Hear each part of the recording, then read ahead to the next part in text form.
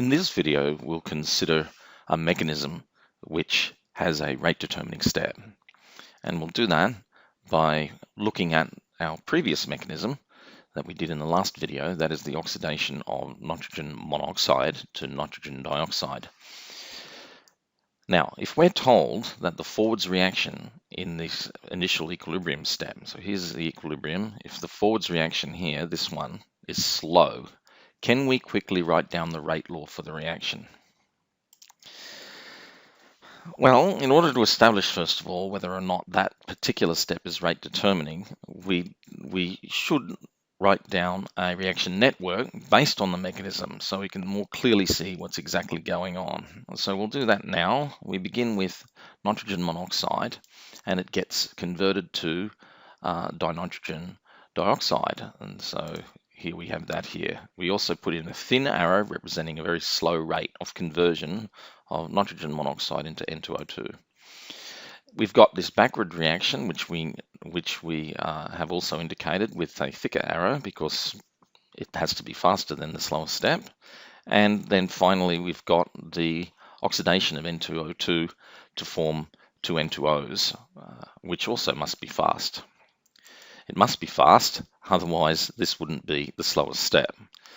So a thick arrow represents a fast step, and it looks pretty clear then by examining this reaction network. The only way we can get to these products is through this thin arrow here. There's no other way we can get here. So it really does look like this particular step, 2NO to give N2O2, is rate determining. There's no shortcuts.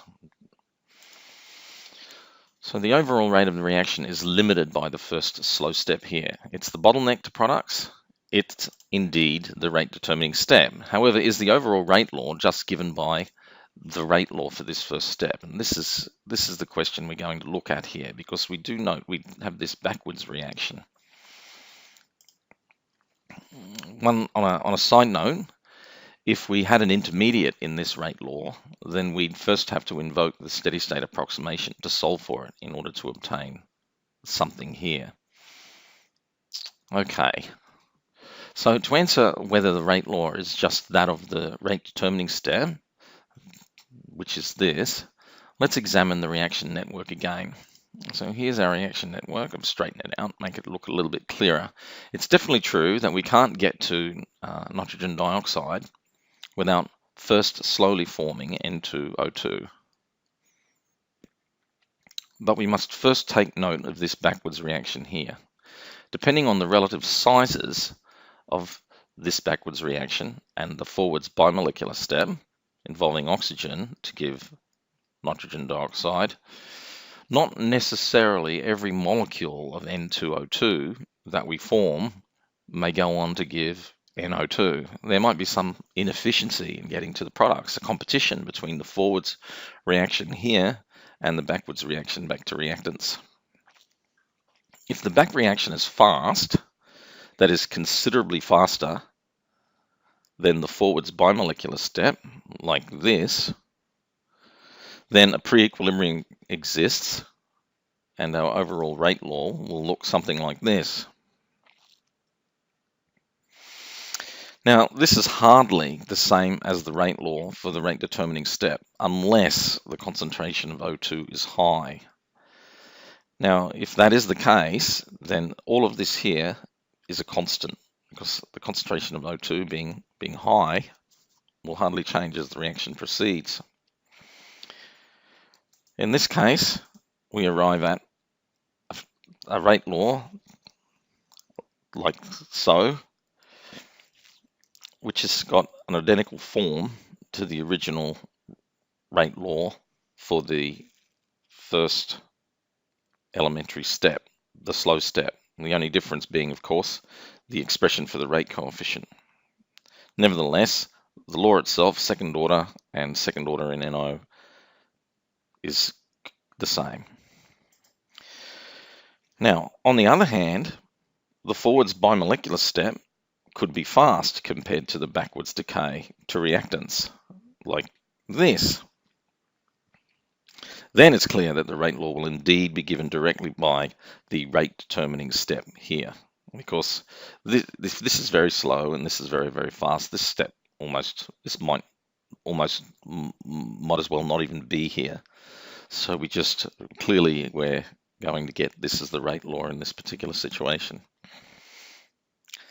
So incidentally, if the forwards bimolecular rate is considered fast compared to the backwards unimolecular decay, then it necessarily means that O2, the concentration of O2 must be high if this is fast compared to that there.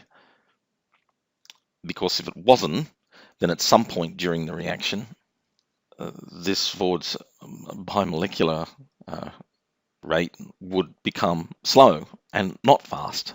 So in order to remain consistent with the statement that this is always fast, the concentration of O2 must be high.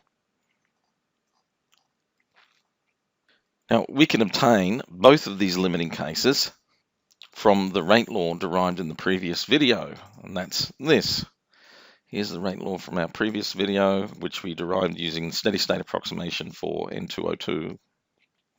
We get the pre-equilibrium situation when the value of this rate coefficient is very much bigger than this product here, or we get this other limiting situation if this term here is very much larger than this term, which is indicated in these two different figures, these two limiting cases. However, even if the situation is intermediate between these two limiting cases, if we know that the forward elementary step is slow and rate determining, this one, if we know this is slow and rate determining, as stated in the original problem, then the O2 must be high enough, or the concentration of oxygen must be high enough so that the forwards bimolecular step, this one, always remains fast. In this case, the concentration of oxygen is effectively a constant during the reaction, and we can rearrange our rate law we derived using the steady state to collect together all the constants, and we obtain this, which we can see is again a rate law entirely consistent with the first step being rate determining. However, the rate coefficient is not the same as the rate coefficient for the first elementary step.